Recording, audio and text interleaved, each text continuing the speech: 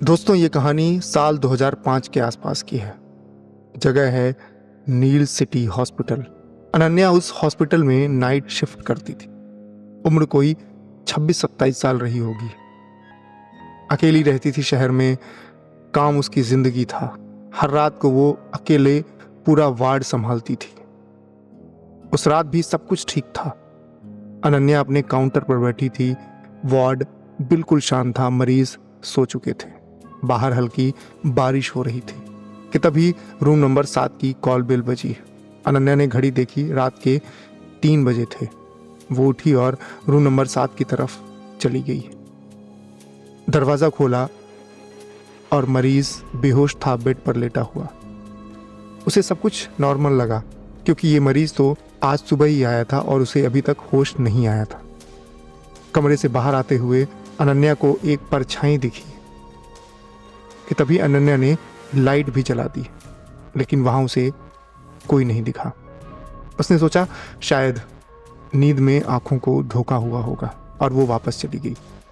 लेकिन अगली सुबह जब वो रूम नंबर 7 पर गई तो वो मरीज वहां नहीं था।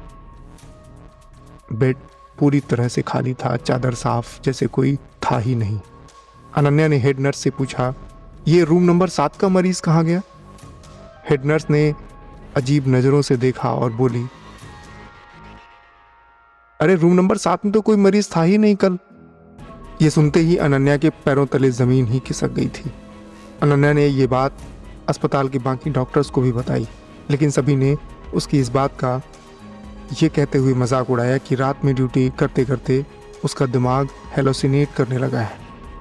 और फिर कुछ दिन के बाद हॉस्पिटल में एक नया डॉक्टर आया, डॉक्टर राघव। पढ़ा लिखा, कॉन्फिडेंट, साइंस में पूरा भरोसा रखने वाला। अनन्या ने उसे भी वो रात वाली बात बताई और ये सुनते ही डॉक्टर राघव हंसा और बोला, अनन्या जी, नाइट शिफ्ट बहुत थका देती है। दिमाग खुद ही चीज़ें बनाने लगता है, कोई घोष वोश नहीं होता है। ये सुनकर के अनन्या ने मन ही मन कहा, सर आप भी दूसरे डॉक्टर की तरह निकले। लेकिन ठीक एक हफ्ते बाद रूम नंबर 12 का मरीज भी गायब हो गया। इस बार अनन्या अकेली नहीं थी। वार्ड में 2 और नर्सेस थीं। दोनों ने कंफर्म किया कि मरीज रात को था, लेकिन सुबह वो गायब हो चुका था। इस बार डॉक्टर राघव ने सीसीटीवी फुटेज चेक की और उसने जो देखा उसके बाद वो कभी इतना कॉन्फिडेंट नहीं रहा। रात के 3 बजे सीसीटीवी की स्क्रीन अचानक ब्लैक हो गई, सिर्फ 4 मिनट के लिए। और जब वापस आई तो रूम नंबर 12 का बिस्तर खाली था। ये देखते ही डॉक्टर राघव की आंखें फैल गईं।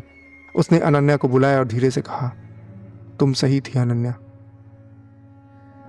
अब दोनों साथ मिलकर के जांच करेंगे।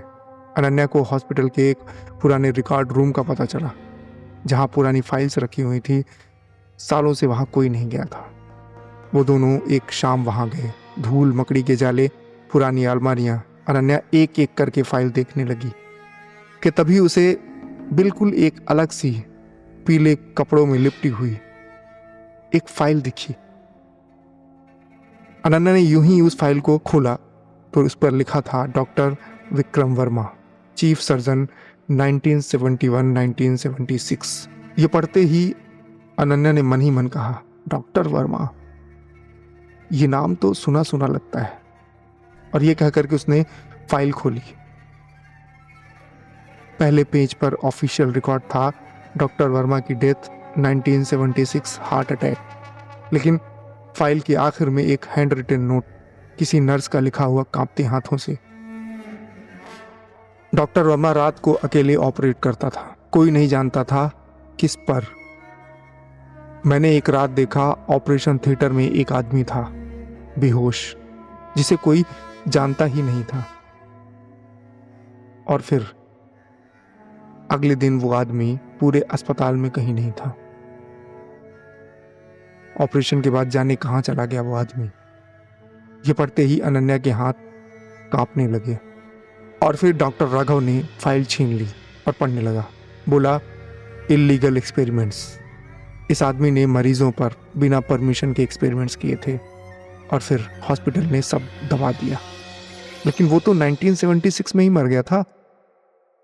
अनन्या ने कहा। तो डॉक्टर राघव ने धीरे से कहा, शायद उसके एक्सपेरिमेंट्स नहीं मरे। उस रात अनन्या फिर नाइट शिफ्ट पर थी। वो डरी हुई थी लेकिन उसने काम नहीं छोड़ा। रात के 2:45 पर कॉरिडोर में हल्की आहट हुई। अनन्या ने देखा दूर कॉरिडोर के आखिर में कोई खड़ा था, सफेद कोट पहने हुए, लेकिन उसका चेहरा नहीं था, बस एक धुंधला खाली चेहरा। वो इंसान कुछ लिख रहा था एक चार्ट पर। ये देखते ही अनन्या की सांसें रुक गईं। लेकिन वो आगे बढ़ी धीरे धीरे। जैसे जैसे वो पास गई, उस आदमी ने चार्ट उसकी तरफ मोड़ा। चार्ट पर एक ही नाम लिखा था, अनन्या। ये पढ़ते ही अनन्या चीखने वाली थी कि तभी डॉक्टर राघव दौड़ता हुआ आया। उसने उस आदमी की तरफ टॉर्च मारी लेकिन वहां पर कुछ भी नहीं था। और फिर अनन्या कांपते हुए बोली, सर मैंने उसे देखा, उसने मेरा नाम लिखा हुआ था। अनन्या परेशान थी। डॉक्टर राघव ने उसका हाथ थामा। हमें बेसमेंट में जाना होगा आज रात। जो भी सच है वो वहां है। हॉस्पिटल का बेसमेंट, वहां जाने की मनाही थी। दरवाजे पर ताला था लेकिन डॉक्टर राघव को रिकॉर्ड रूम में चाबी मिल गई थी। दोनों नीचे उतरे। अनन्या के हाथ में टॉर्च था, डॉक्टर राघव आगे था। बेसमेंट में पुराना ऑपरेशन थिएटर था। टूटी हुई लाइट्स, जंग लगी टेबल्स और अलमारियों में पुराने जार्स, बड़े बड़े जार जिनमें कुछ प्रिजर्वेटिव रखे हुए थे। अनन्या ने एक जार के पास जाकर के देखा और वो तुरंत पीछे हट गई। उसका मुंह हाथ से बंद हो गया। डॉक्टर राघव ने एक पुराना रजिस्टर खोला। उसमें 47 नाम लिखे हुए थे। हर नाम के आगे एक डेट और एक वर्ड, कंप्लीट। ये वही मरीज हैं जो कभी घर नहीं गए। उन नामों को दिखाते हुए डॉक्टर राघव फुसफुसाया कि तभी अनन्या की नज़र रजिस्टर के आखिरी पेज पर गई। 48वां नाम लिखा हुआ था, अनन्या।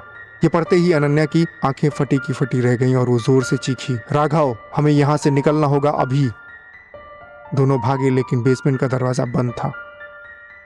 अनन्या ने धक्का मारा, खींचा लेकिन नहीं खुला कि तभी अंधेरे से आवाज आई, पुरानी भारी टूटी हुई आवाज, एक्सपेरिमेंट अभी अधूरा है। अनन्या ने डॉक्टर राघव को देखा। डॉक्टर राघव वहीं रुक गया था। उसकी पीठ अनन्या की तरफ थी। अनन्या अभी भी चिल्ला रही थी, राघव दरवाजा खोलो, राघव दरवाजा खोलो। लेकिन डॉक्टर राघव नहीं मुड़ा। उसका चेहरा वही था लेकिन उसकी आंखें बिल्कुल ही बदल चुकी थीं। वो आंखें डॉक्टर राघव की नहीं थी। वो धीरे से बोला, माफ करना अनन्या, मैं तुम्हें बताना चाहता था लेकिन नहीं बता सका। अरे ये क्या हो रहा है तुम्हें, मुझे बताओ, अनन्या रोते हुए बोली। डॉक्टर विक्रम वर्मा का आखिरी एक्सपेरिमेंट मैं था 1976 में। तब मेरी उम्र सिर्फ 18 साल थी। मैं उस रात इसी बेसमेंट में था। उसने मेरे अंदर कुछ डाल दिया था जो आज भी है, जो मुझे हर कुछ सालों में यहां खींच लाता है। अनन्या ने यह सुना तो वो चीख पड़ी, तुम डॉक्टर राघव नहीं हो।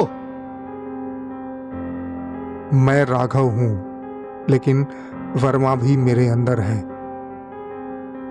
और वो तुम्हें अधूरा नहीं छोड़ेगा।